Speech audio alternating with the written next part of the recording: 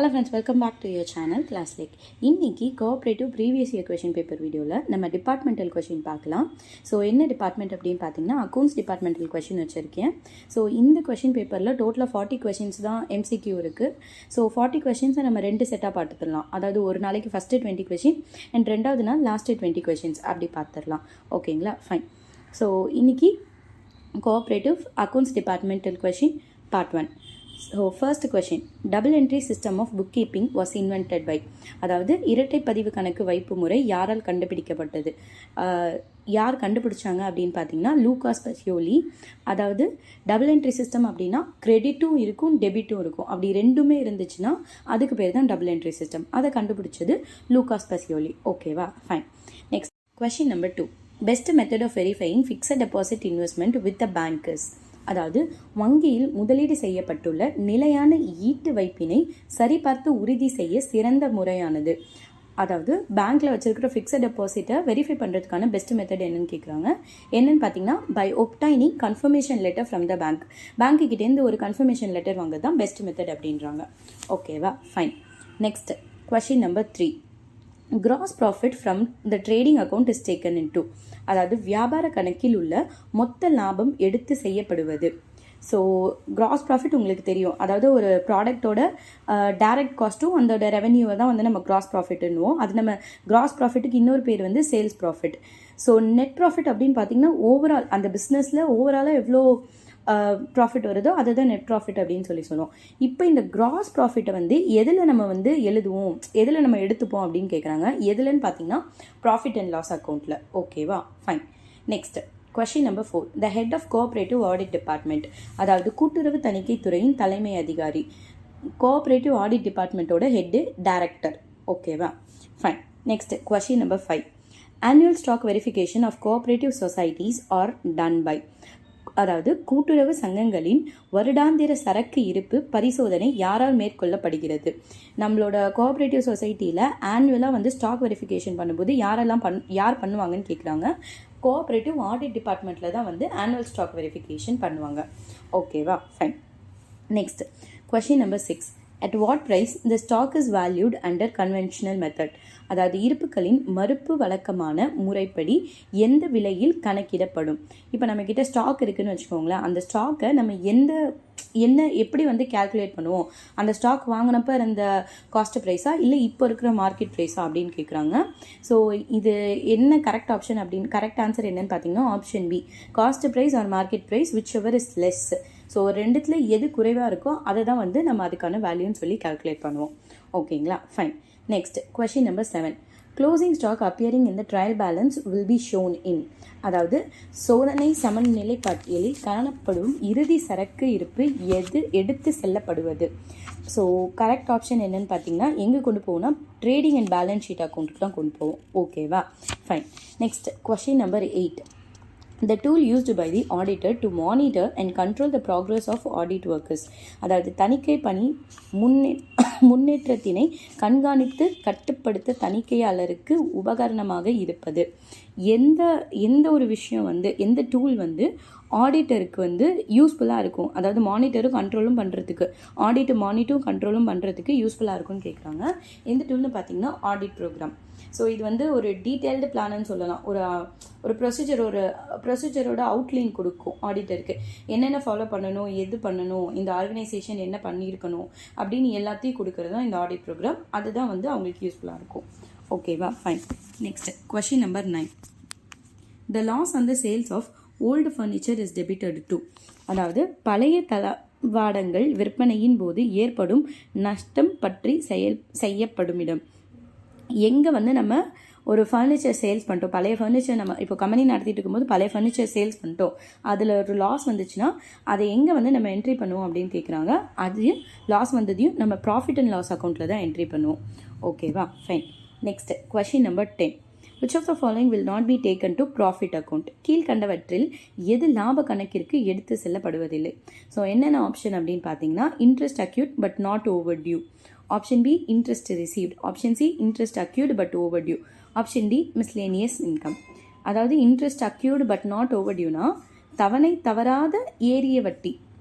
ஓகேவா, அதாவது இன்ட்ரெஸ்ட் வந்துருச்சு, அதே மாதிரியே அந்த டேட்டுக்குள்ளே வந்துருச்சு. நம்ம இப்போ ஒரு விஷயம் கட்டணும் அப்படின்னா அந்த டேட்டுக்குள்ளே நம்ம அதை செஞ்சுட்டோம்.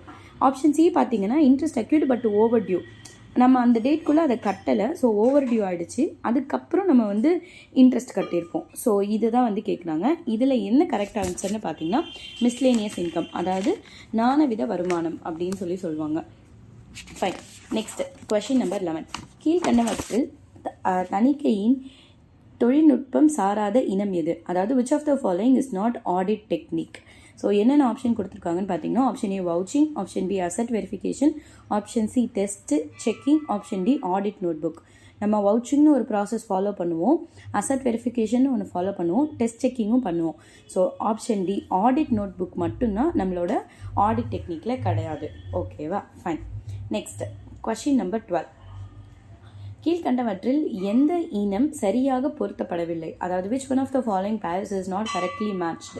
ஸோ என்ன பேர் அப்படின்னு பார்த்தீங்கன்னா internal check staff of institutions, internal audit chartered account, company audit chartered account, cooperative audit director of cooperative audit. So இதில் வந்து internal check staff of institutions correct, internal audit chartered account. So internal ஆடிட்டுக்கு நீங்கள் ஒரு chartered account தான் வச்சுக்கணும் அப்படின்னு அவசியம் இல்லை. இதே ஒரு கம்பெனி ஆடிட் அதெல்லாம் வந்து நீங்கள் சார்ட்டர்ட் அக்கௌண்ட் வச்சுக்கலாம்.